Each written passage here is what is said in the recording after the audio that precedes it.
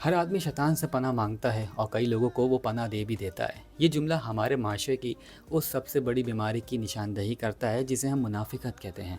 हम अपनी ज़बान से हर वक्त नेकी का दावा करते हैं और शैतान को अपना दुश्मन करार देकर उस पर लानत भेजते हैं।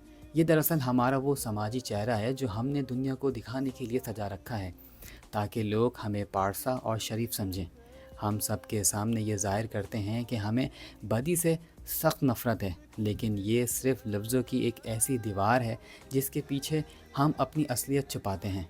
जब इंसान अपने ज़मीर की आवाज़ को दबाना शुरू कर देता है और अपने छोटे बड़े फ़ायदों के लिए झूठ, धोखाधड़ी, करप्शन और दूसरों की हक तलफ़ी को अपना लेता है, तो उसे उन कामों में एक तरह का तहफ़्फ़ुज़ और आसानी महसूस होने लगती है। ये वो वक्त होता है जब शैतान उसे अपनी पनाह में ले लेता है। यानी अब इस इंसान को बुराई करने पे ना तो डर महसूस होता है और ना ही शर्मिंदगी। वो बुराई के साए में इतना सुकून पा लेता है कि उसे नेकी की कटन राह पर चलने की ज़रूरत ही महसूस नहीं होती। इन दोनों बातों को जब आप एक साथ जोड़ते हैं तो एक ऐसी खौफनाक तस्वीर सामने आती है जहां एक ही इंसान बेवक्त दो ज़िंदगियां जी रहा होता है।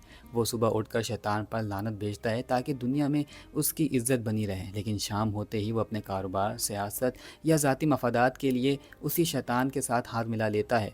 हम जिससे पनाह मांगने का ड्रामा रचाते हैं, दर हकीकत हमने इसी की फराहम करदा नाजायज़ सहूलतों को अपना ओढ़ना बिछोड़ना बना लिया है।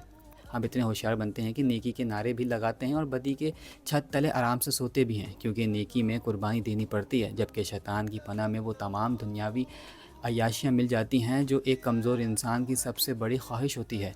यूँ ये जुमला हमें आईना दिखाता है कि हमारी दुआएं और हमारे इरादे एक दूसरे से कितने दूर हो चुके हैं।